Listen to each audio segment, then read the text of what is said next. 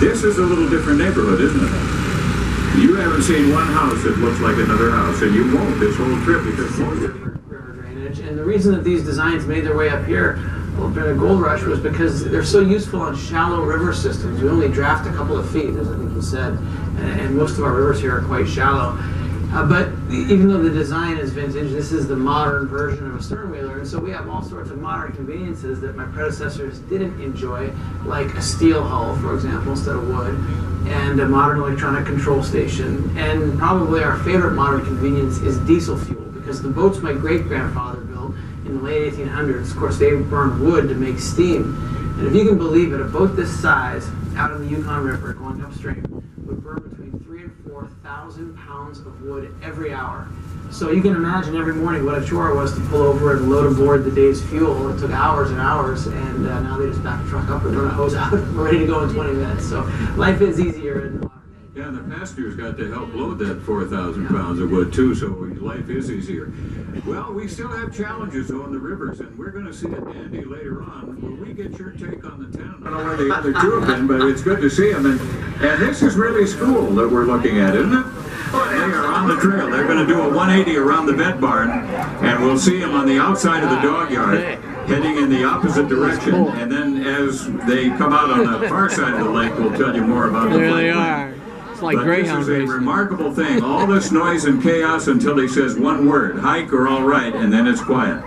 And there they go. Now, he's going to run up around the house that he and Susan built for their family. We'll see him on the far side of the water in just a second. When he breaks out of the trees, he's going to run down a straightaway, and then he'll hit a fork. He's got to give him a command which fork to take, the right or the left. And they'll do a 180 and come back. And probably that speedometer is going to read close to 20 miles an hour, even on a warm day. So when I see him, I'll holler. If you lose sight of them after they go through the hole between the cabins here, watch the video as a backup. It's a great way to watch the run. There they are, right there. We're going into this nice cool breeze at 20 miles an hour. After 3-minute mile, these guys make it look easy. And even with the four-wheeler and I weighing over 600 pounds, these guys can make it move along. Here we are, headed home, and I love this part of the run because on the outbound leg, they told me what they can do physically. On the inbound leg, they show me that they understand strategy. And strategy is that you conserve energy on the outbound leg so that as you approach the finish line... Keeps us warm. It's the air trapped in the feathers. What they do is grow a longer hair strand by the millions in the fall. Everyone is hollow inside. Same principle. That air in their winter coat keeps the cold outside and the heat inside.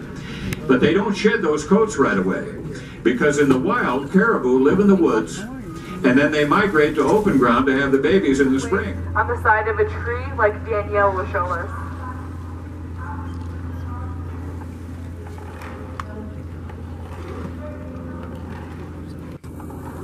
Isn't she a skilled hunter?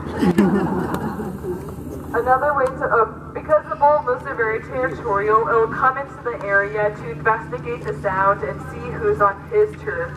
The men would also verbally call a moose by imitating the bull moose's mating call using a birch bark megaphone.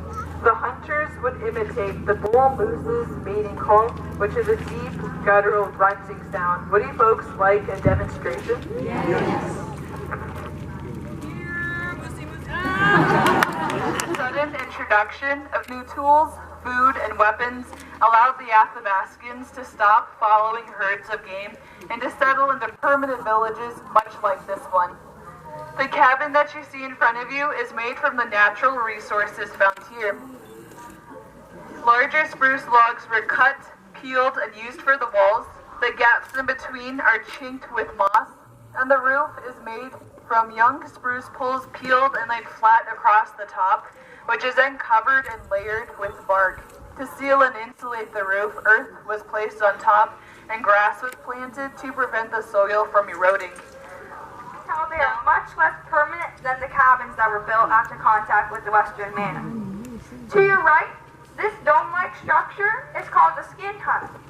Skin huts are made by bent steam spruce poles, fastened together, and then careful hide stretched across that for protection.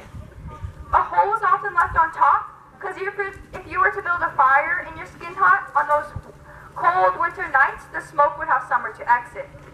But when it was time to move on, all those hides were packed up and taken with them, because they were far too valuable to just leave behind. So here you have the world's very first mobile home. Now farther to the right is an even less permanent structure. That is called the double lean-to.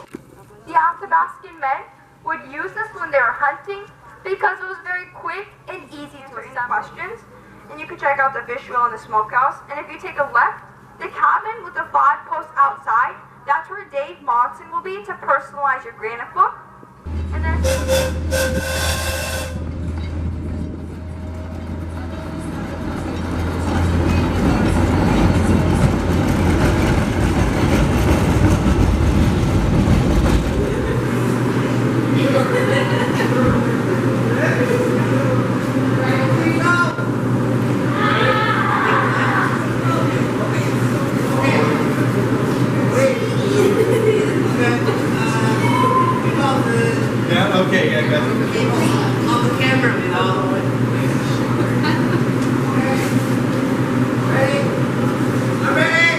Go!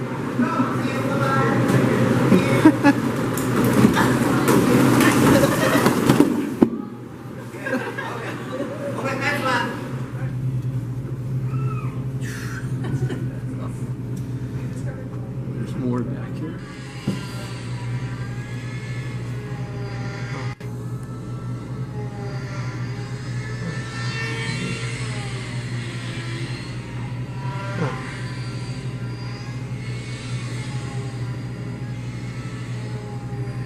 Is he making little ones?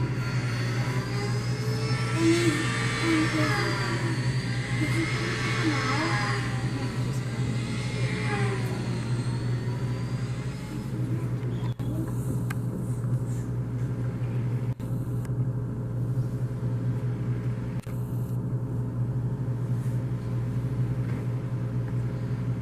Harugo, I love you.